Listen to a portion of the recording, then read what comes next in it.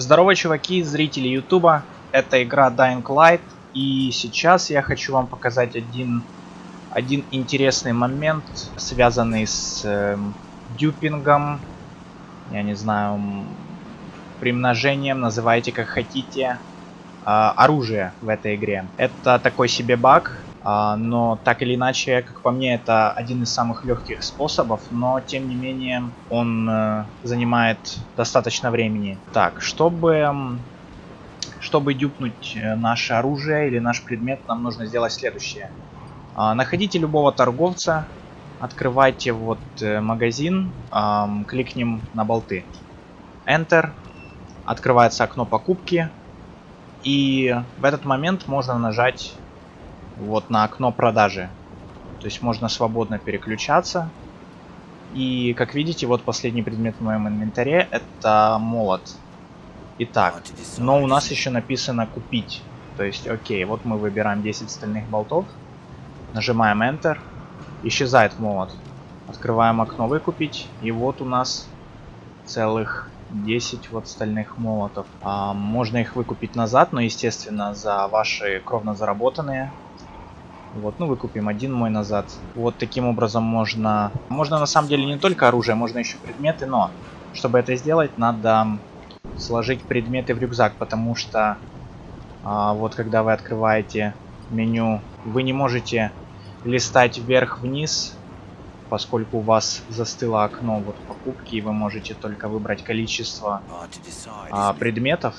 Следовательно, чтобы дюпить что угодно, надо как-то переместить наверх тот предмет, который вам нужен. Ну, к примеру, вот есть такая модификация, король называется. Допустим, мы хотим задюпить короля. Сейчас мы сделаем следующее. Мы все вот эти предметы переместим в рюкзак. Так, и вот у нас король. Королей на самом деле до хрена. Ну, сделаем вид, что их не до хрена. Вот, 13 штук. Итак, открываем меню покупки. Но есть один момент. Чтобы задюпить предмет, он должен у вас находиться в инвентаре в единичном экземпляре. Чтобы сделать так, как надо, мы сейчас возьмем этих королей и 12 штук мы вот положим сюда на землю, проглючим сюда вот в цемент на секунду. Возвращаемся к торговцу, находим наши болты. Выгоднее всего это делать именно с остальными болтами, потому что их 10 штук. Итак, вот мы кликаем на болты, кликаем продать. И вот жмем Enter. Исчезает наш король.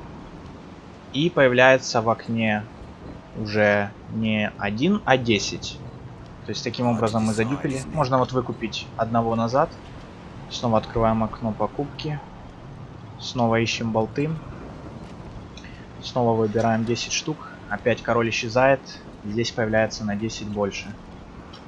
Итак, опять одного назад. И так вот можно делать, в принципе, до бесконечности. Можно дюпить какой угодно предмет. Но только чтобы это получилось, нужно остальные предметы сложить в рюкзак. То есть, чтобы требуемый вам предмет был наверху списка. Железа охотника пусть будет. Так, возвращаемся назад к нашему торговцу. Открываем окно. Снова находим стальные болты. Вот. И, ну, 5 штучек хотя бы. Вот, железа исчезает. И здесь появляется уже 5 примноженных, задюпенных штучек. То есть, да, и так можно делать с чем угодно. Можно, вот я уже себе кровно примноженные печени бегуна имею. Можно топливо, аптечку, да в принципе что угодно, блин. Если бы здесь были деньги, можно было бы еще деньги дюпить. Да, и вот один минус в том, что надо бегать вечно к тайнику забирать свои вещи. И второй минус, ну я думаю не самый большой, это то, что когда вы выкупаете предметы, вы естественно тратите свои деньги. Поэтому имейте в виду, что если вы дюпите предметы в большом количестве, и это какие-то дорогие модификации или какое-то оружие высокого ранга цветное, то имейте в виду, что вы прилично потратитесь, чтобы вы потом не остались на нуле, потому что деньги здесь не менее важны, чем и все остальные предметы. Ну вот, в принципе, и все. Спасибо за просмотр, удачи!